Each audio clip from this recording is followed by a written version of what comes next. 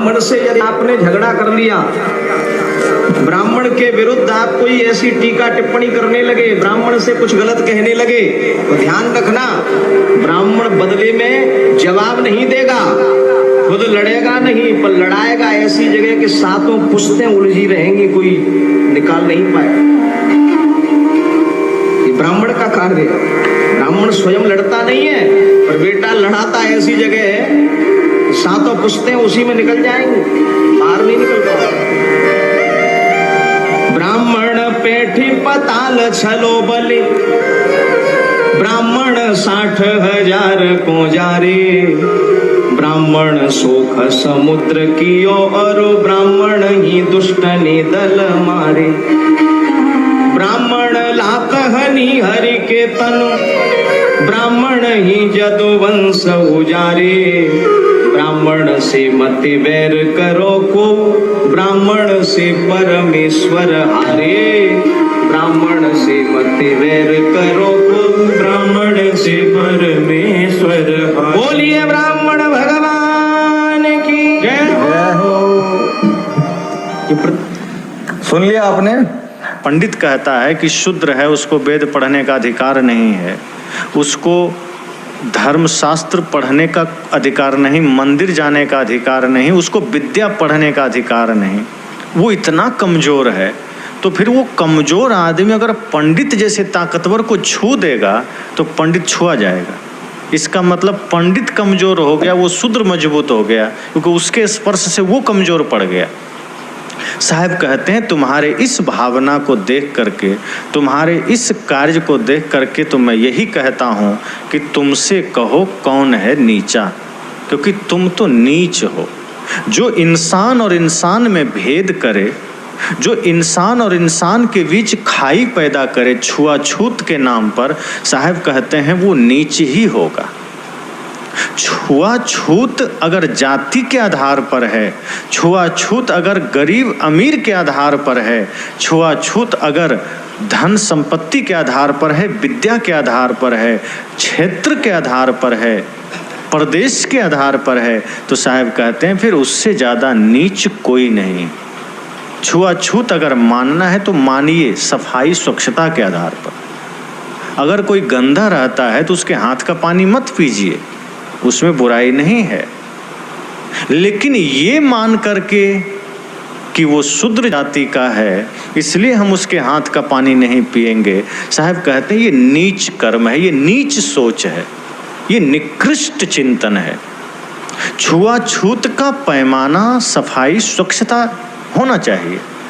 जैसे कोई मांस खाता है, कोई मदिरा पीता है, कोई बीड़ी पीता है, तमाम प्रकार के कोई जीवन में विकारों को रखा है, मांस मछली मदिरा दारू सब कुछ।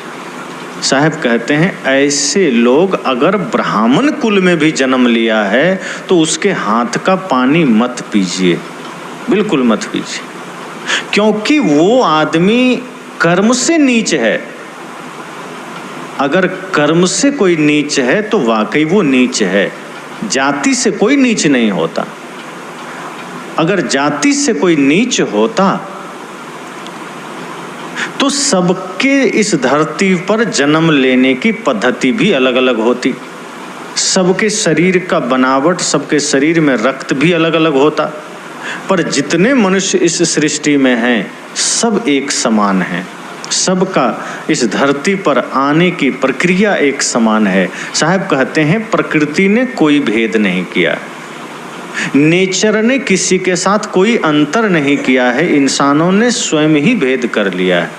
तो साहब कहते हैं कि जो छुआछूत का पैमाना है वो सफाई और स्वच्छता हो सकती है, लेकिन जातीयता बिल्कुल नहीं हो सकती, क्योंकि जाति के आधार पर कोई बड़ा छोटा होता ही नहीं है। अगर ब्राह्मण कुल में जन्म लेने मात्र से कोई बड़ा होता, शुद्ध होता, पवित्र होता, तो रावण भी तो ब्राह्मण कुल में जन्म लिया था, पर कर्म तो राक्षस का किया था, मारा गया। माता सबरी भीलन जाति में जन्म ली थी, लेकिन कर्म इतना महान था कि राम जी उनके जूठे बेर खाए थे। अगर जातीयता ही आधार होता तो राम सबरी के बेर न खाते, राम रावण को मारते नहीं। लेकिन गोस्वामी जी क्या लिखे हैं? पूज्य विप्रशील गुणहीना, अशूद्र न गुणगण ज्ञान प्रवीणा। ये छत्तीसगढ़ में रामायण का पाठ कुछ ज़्यादा ही होता है, और यहाँ हम पढ़ते चले जाते हैं कि पूज्य विप्रशील गुणहीना, गोस्वामी जी लिखे हैं। अर्थ क्या हुआ? पूज्य किसको? विप्र।